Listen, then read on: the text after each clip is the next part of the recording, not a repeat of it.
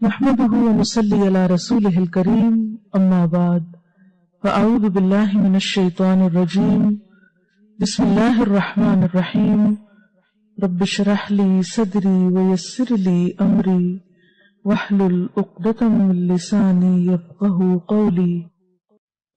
صحبت اور غسل جنابت۔ صحابہ کرام رضی اللہ عنہم کے درمیان غسل جنابت کا ایک مسئلہ زیر بحث آیا۔ ایک گروہ کہتا تھا کہ غسل صرف دخول پہ فرض ہو جاتا ہے، انزال شرط نہیں، یعنی واٹر ڈسچارج جو ہے وہ ضروری نہیں۔ دوسرا گروہ بیان کرتا تھا کہ وجوب غسل کے لیے دخول کے ساتھ انزال بھی شرط ہے۔ یہ طویل مباحثہ کسی فیصلہ کن صورت پر منتج نہ ہوا۔ آخر قرار پایا کہ ام المومنین حضرت عائشہ رضی اللہ عنہا سے دریافت کیا جائے۔ حضرت عائشہ نے کہا کہ رسول اللہ صلی اللہ علیہ وسلم نے فرمایا، اذا جلس بین شعبها الاربع ومس الختان الختان فقد وجب الغسل۔ جب مرد عورت کی چار شاخوں کے درمیان بیٹھ جائے اور اس کا محل ختنہ عورت کے محل ختنہ کے ساتھ مس کرے تو غسل واجب ہو جاتا ہے۔ تو مسئلہ یہ ثابت ہوا کہ صرف دخول پر ہی مرد اور عورت جنبی ہو جاتے ہیں اور ان پہ غسل واجب ہو جاتا ہے، انزال یعنی منی کا نکلنا شرط نہیں۔ جنابت کے احکام۔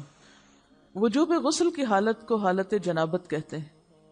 وجوب غسل یعنی جب غسل واجب ہو جاتا ہے تو اس حالت کو جنابت کہتے ہیں۔ جنابت کا لفظ جم سے، جم پہلو کو کہتے ہیں، بچنا۔ مندرجہ ذیل چار حالتوں میں مسلمان مرد اور عورت پر غسل کرنا فرض ہو جاتا ہے۔ نمبر 1، جوش کے ساتھ منی خارج ہونے کے بعد، اس میں احتلام بھی داخل ہے، یعنی کوئی ایسا خواب آئے یا ویسے۔ نمبر 2، صحبت کے بعد یعنی سیکشول انٹرکورس کے بعد۔ نمبر 3، حیض کے بعد۔ نمبر 4، نفاس کے بعد یعنی بچے کی پیدائش کے بعد۔ اس میں یاد رکھیے کہ بہت سے لوگ پوچھتے ہیں کہ اگر خواتین انٹرنل چیک اپ کرواتی ہیں تو کیا اس سے غسل واجب ہوتا؟ تو کوئی غسل واجب نہیں ہوتا جب تک کہ ان چار چیزوں میں سے کوئی چیز نہ ہو۔ اس میں یاد رکھیے کہ بہت سے لوگ پوچھتے ہیں کہ اگر خواتین انٹرنل چیک اپ کرواتی ہیں تو کیا اس سے غسل واجب ہوتا؟ تو کوئی غسل واجب نہیں ہوتا جب تک کہ ان چار چیزوں میں سے کوئی چیز نہ ہو۔ صرف منی خارج ہونے سے بات نہیں، بلکہ جوش کے ساتھ منی خارج ہونے کے بعد غسل واجب ہوتا ہے۔ رسول اللہ صلی اللہ علیہ وسلم نے فرمایا، جب تم عورت کی چار شاخوں کے درمیان بیٹھ کر صحبت کرو تو تم پر غسل واجب ہو گیا، اگرچہ منی نہ نکلے۔ آپ نے غور کیا ہوگا کہ طہارت کے مسائل بہت تفصیل کے ساتھ اور اپنے اندر بہت ڈیٹیلز رکھتے ہیں، اور بہت سے موضوعات ایسے ہیں کہ جو انسان کی ظاہری زندگی نہیں بلکہ اس کی نجی اور ذاتی زندگی سے متعلق بھی ہیں، لیکن اس طرح پبلکلی ان کو پڑھانا اور ان کو سکھانا یہ بھی ایک ضرورت ہے، کیونکہ آپ صلی اللہ علیہ وسلم نے انصار کی خواتین کی تعریف کی کہ انصار کی خواتین کتنی اچھی ہیں جنہیں حیا دین کا علم حاصل کرنے سے نہیں روکتا۔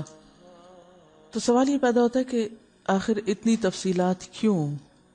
اور بعض لوگ اس کو ناپسندیدہ قرار دیتے ہیں، تو ایسا کرنا ناسمجھی کی علامت ہے۔ ہم دیکھتے ہیں کہ انسان اگر اللہ کے بتائے ہوئے طریقے کے مطابق زندگی بسر کرتا ہے تو اس میں خیر ہی خیر ہے، اور وہ صرف خیر اس کی اپنی ذات تک نہیں رہتی، بعض اوقات دوسروں کی بھلائی کا ذریعہ بھی بن جاتی۔ عورت کو بھی احتلام ہوتا ہے۔ ام المومنین حضرت سلمہ رضی اللہ عنہا روایت کرتی ہیں کہ حضرت ام سلیم نے رسول اللہ صلی اللہ علیہ وسلم سے کہا، اے اللہ کے رسول، یقیناً اللہ حق سے نہیں شرماتا، یعنی حق بات اور ایک ضروری بات جو ہے اس کو واضح کرنا ضروری ہوتا ہے، اور اس معاملے میں شرم سے کام نہیں لینا چاہیے، کہیں ایسا نہ ہو کہ انسان انجانے میں غلط کام کرتا رہے۔ تو یہ کہہ کر انہوں نے مسئلہ پوچھا، کیا عورت پر غسل ہے جبکہ اس کو احتلام ہو؟ آپ نے فرمایا ہاں، لیکن جب پانی کا نشان دیکھے یعنی منی دیکھے۔ اس پر حضرت ام سلمہ نے شرم سے منہ چھپا لیا اور عرض کیا، اے اللہ کے رسول، کیا عورت کو بھی احتلام ہوتا ہے؟ آپ نے فرمایا ہاں ہوتا ہے، تیرا داہنا ہاتھ خاک آلود ہو، یعنی یہ ایک پیار کی ڈانٹ تھی۔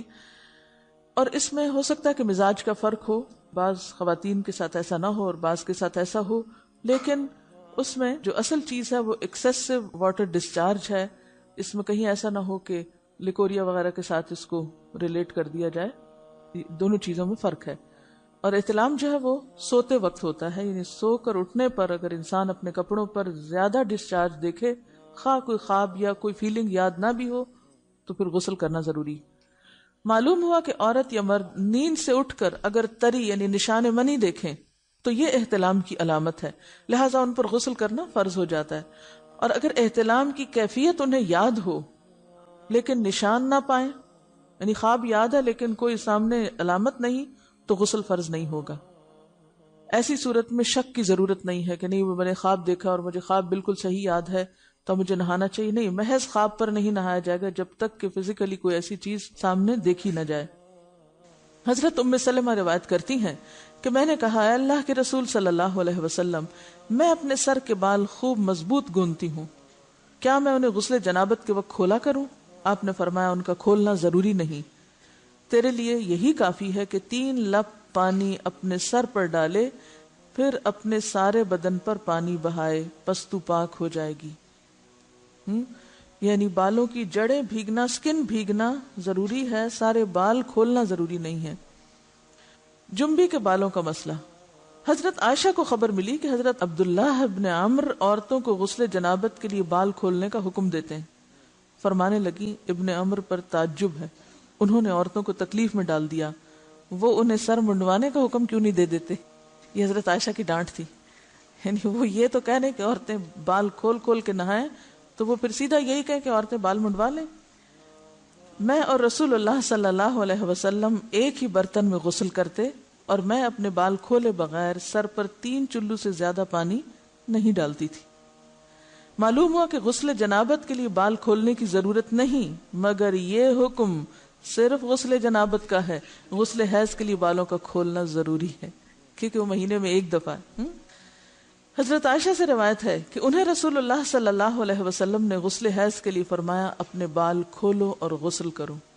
اس میں آپ دیکھیے کہ دونوں چیزوں میں فرق کیوں ہے، دونوں کی نوعیت فرق ہے، اور حیض جو ہے وہ ایک نجاست کی کیفیت بھی ہے نا، قل ہوا اذی، تو اس کے بعد نہانا اور نہا کر خوشبو لگانا خاص طور پر اس کا سارا حکم آتا ہے، لیکن غسل جنابت میں نجاست کی وہ کیفیت نہیں ہے، یعنی حیض کا خون اور منی جو ہے ان دونوں کے حکم میں بھی فرق ہے، ٹھیک ہے نا۔ بعض علماء کے خیال میں جو منی ہے اٹ سیلف وہ ناپاک چیز نہیں ہے، اگر کسی کپڑے وغیرہ کو لگ گئی تو وہ کپڑا ناپاک نہیں، اگر اس کو خشک ہونے پر کھرچ کے صاف کر دیا جائے تو کپڑا صاف ہو جائے گا، لیکن خون حیض پر آپ صلی اللہ علیہ وسلم کیا فرمایا، چٹکیوں سے مل مل کے اس کو صاف کر کے دھوئے، تو ان دونوں میں بھی فرق ہے، لہٰذا ان دونوں کے بعد نہانے کے حکم میں بھی فرق ہے، ایک میں بال کھولے جائیں گے اور بال بھی دھوئے جائیں گے اور بالوں کی جڑیں بھی دھوئی جائیں گی، جبکہ دوسرے عام غسل جنابت میں بال کھولنا اور پورے بال دھونا شرط نہیں۔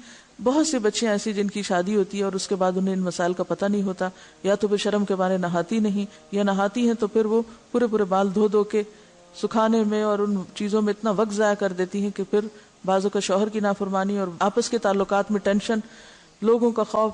تو اگر دین کا صحیح مسئلہ پتا ہو تو انسان ان تمام مشقتوں سے بچ جاتا ہے اور ایک نارمل روٹین کی لائف گزار سکتا ہے۔ اس میں کیا صرف 3 کپ پانی، 3 لپ پانی، یعنی 3 دفعہ کیونکہ اگر ایک دفعہ ڈالنے سے پوری طرح نہیں بھیگا تو آپ یہ بھی کر سکتے ٹیپ کے آگے سر کر کے، تو ساری اسکن جو ہے سر کی اس کو آپ گیلا کر لیں، پیچھے سے بال جو ہیں اگر لمبے ہیں تو ان کو ایک طرف کر دیں تاکہ پورے بال نہ دھونے پڑے، نہ سکھانے پڑے اور نہ خشک کرنے پڑے، اور باقی جسم پہ پانی بہا لیں۔ دوسری صورت یہ ہے کہ مگ میں پانی لے کے تو اس کو آپ تھوڑا تھوڑا کر کے پورے کو ایک دفعہ کریں، پھر اس کے بعد دوبارہ کریں اور تیسری دفعہ رول کر کے بالوں کو پیچھے سے شاور کیپ ڈال لیں اور باقی جسم پھر دھو لیں۔